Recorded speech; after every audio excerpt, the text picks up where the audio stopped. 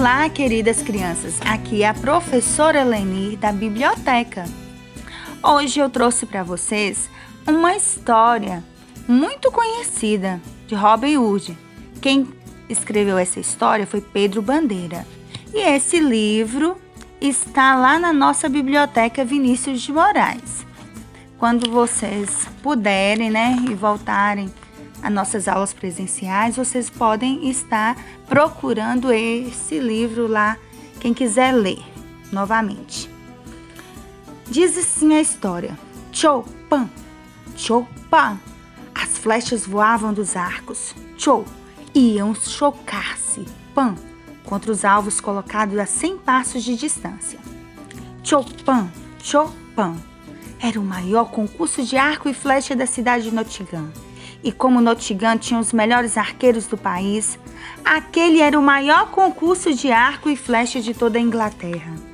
Naquele tempo, no final do século XII, quando o arco e a flecha eram as armas da moda, os arqueiros eram muito importantes. Só não eram mais importantes do que os padres e os nobres. Os nobres eram péssimos arqueiros, e os padres também. Só que os nobres mandavam em todo mundo, cobrando altos impostos do que restavam às pessoas. Não tinha nenhum rei para proteger o povo? Tinha sim, mas só para garantir a boa vida da nobreza. Os reis ficavam na capital do reino e deixavam os nobres fazerem o que quisessem, desde que, para sustentar o luxo do rei, mandasse para ele uma boa parte dos impostos que conseguiam. E como os reis também cobravam seus próprios impostos, os habitantes de Nottingham ficavam cada vez mais pobres. Que exploração! Na Inglaterra era assim, mais ou menos. Na Inglaterra até que havia um rei que não era dos piores, chamado Ricardo Coração de Leão. Só que aquele era um rei que, em vez de ficar quieto reinando em seu canto, assistindo a concursos de arco e flecha, cismava de pegar um exército e fazer longas expedições, chamadas cruzadas, para ir lutar contra os mouros e libertar um tal de Santo Sepulcro. Ele ia e demorava um tempão, pois naquela época, quando um rei resolvia entrar em uma guerra contra algum outro reino, a guerra só começava muitos meses depois, porque as distâncias só podiam ser percorridas a cavalo. Vai daí que, enquanto Ricardo estava longe, a Inglaterra era governada por um irmão dele, que nem rei era, se chamava Príncipe João, um sujeito magro de nariz pontudo que mais parecia uma ratazana. Esse João era uma peste, não fazia nada pelo povo e ainda por cima igualzinho aos outros nobres.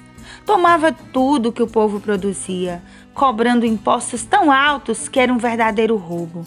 E o povo não reclamava? Como ia reclamar? O rei e os nobres tinham os mais ferozes soldados para manter o povo bem caladinho. E ninguém tentava reagir? Aí que começa a história de Robin Hood. Que aventura, minha gente, que aventura. Robin Hood havia nascido num castelo perto da cidade de Nottingham, que era governada por duas pestes totalmente apoiadas pela peste do Príncipe João, que era um tal de um gordo xerife de Nottingham e um bispo lá do lugar, um sujeito ainda tão guloso, que quando terminava de almoçar, já perguntava ao cozinheiro o que ia ter para o lanche e para o jantar. O pai de Robin Hood era o conde de Locksley, um bom nobre que, ao contrário de seus iguais, não explorava o povo e só queria ver o progresso de seu castelo e das pessoas que viviam em seu condado, de onde tirava o sustento de suas famílias, lavrando a terra e cuidando da criação. O xerife e o outro lá, morriam de inveja do pai de Robin, porque aquele era o único nobre estimado por seu povo. E os dois nem conheciam que era por causa do caráter do pai de Robin Hood. Ele era um velho rico, conde, e aquelas terras eram as que melhor produziam em toda a Inglaterra, pois todo mundo trabalhava lá com alegria, com gosto, com lucro, confiante em receber justiça e honestidade em troca de seus esforços. Resultado: as pestes lá do xerife e o outro lá logo trataram de cobrar impostos cada vez maiores do coitado do conde de Locksley, que era o pai de Robin Hood. A injustiça era enorme, gente. Quanto mais o conde tentava economizar para pagar aqueles impostos, mais o xerife aumentava, roubando mais ainda as coisas dele. As coisas foram ficando cada vez mais graves e chegou um momento em que o conde de Locksley declarou: "Isso não pode continuar. Não tenho mais de onde tirar dinheiro. Se eu cobrar mais dos meus camponeses, as famílias deles vão acabar morrendo de fome. E isso não é justo." E resolveu resistir. Reuniu os homens mais jovens do seu condado e pediu: "Rapazes, já pagamos demais, agora chega. Armem-se com o que puderem.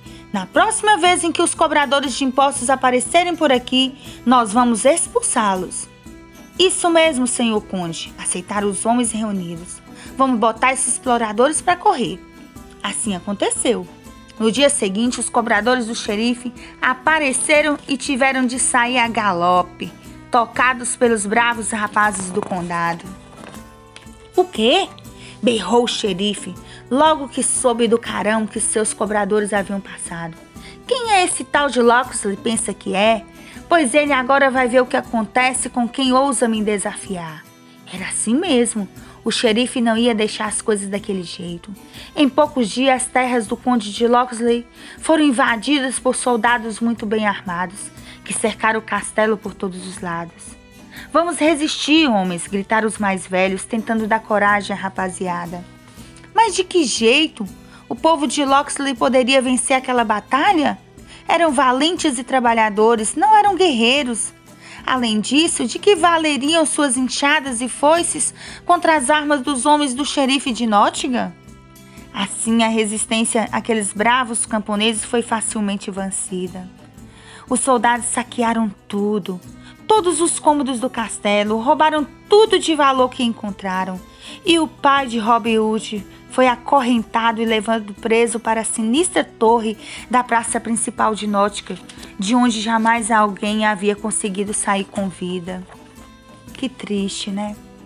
Naquele tempo, o conde já era viúvo e sua família havia ficado reduzida apenas ao seu único filho, conhecido como Robin Hood. Mas Robin ainda era um menino e muito chorou, muito esperneou vendo seu pai prisioneiro. Protestou, gritou, mas nada podia fazer contra aquela brutalidade. E em poucos anos, velho e doente, o pai de Robin acabou morrendo na prisão. Coitado, que injustiça, não é? Pois Robin, que havia se tornado um jovem alto e forte, quando soube daquela morte tão trágica, ergueu para o ar a espada de seu pai e declarou para os camponeses que haviam se reunido para chorar a morte de seu querido conde: "De agora em diante, viverei escondido na floresta de Sherwood, onde os bandidos do xerife não conseguem penetrar. Juro dedicar minha vida a fazer justiça pelo meu pai. Quem quiser que me acompanhe." Foi aí que acabou a alegria do xerife ganancioso. Aos poucos, além dos rapazes do condado de Locksley que havia fugido para a floresta com Robin Hood, muitos outros homens revoltados e empobrecidos meteram-se na floresta. Ali, sobre as ordens daquele jovem tão valente, foi formando um grupo de ótimos arqueiros que dedicavam suas vidas a resistir à exploração. Assaltavam as caravanas dos ricos e se escondiam na floresta de Sherwood, onde os soldados do xerife não tinham coragem de entrar, pois seria morte certa. Das árvores de todos os lados, as flechas certeiras dos homens de Robin Hood abatiam um a um. Assaltavam as caravanas? Quer dizer que Robin Hood virou um bandido? Virou nada. Robin e seus homens precisavam de muito pouco, pois eles viviam da caça, da floresta. Eles pegavam de volta o dinheiro que os nobres haviam tomado dos pobres e depois distribuíam esse dinheiro para os pobres de novo. O que os ricos roubavam do povo, Robin Hood roubava dos ricos e devolvia ao povo. E o xerife? Não havia meio de o xerife de Nottingham pegar Robin Hood. E nem os outros, eles andavam loucos da vida. exigindo que o xerife acabasse logo com aquela ameaça à boa vida dos exploradores. Depois de mais um par de estripulias de Robin Hood e seu bando, os nobres foram reclamar com o bispo e com o xerife. Assim não é possível, queixavam-se muito, mas eles falaram assim: o Robin Hood tomou um saco de moedas de ouro dos impostos que meus guardas tinham ido cobrar e deu uma surra em todos eles. Mas não adiantava. Robin Hood continuava o seu trabalho. Ele continuava escondidinho lá na floresta com os seus companheiros, e eles faziam sempre isso. Toda vez que eles roubavam, os nobres roubavam dos pobres, ele ia lá e distribuía o dinheiro que eles pegavam para todos aqueles pobres lá que eram roubados, né? E assim por diante. E eles não puderam fazer nada, porque ele era mais esperto do que eles. E assim termina a nossa historinha sobre Robin Hood, né? E a atividade de hoje, eu gostaria que vocês fizessem um reconto dessa história e uma ilustração bem bonita. Caprichem tanto no reconto quanto nas ilustrações. Saiba que toda produção de texto, ela tem um início, meio e fim, tá bom? Um beijo e fique com Deus. Até a próxima aula.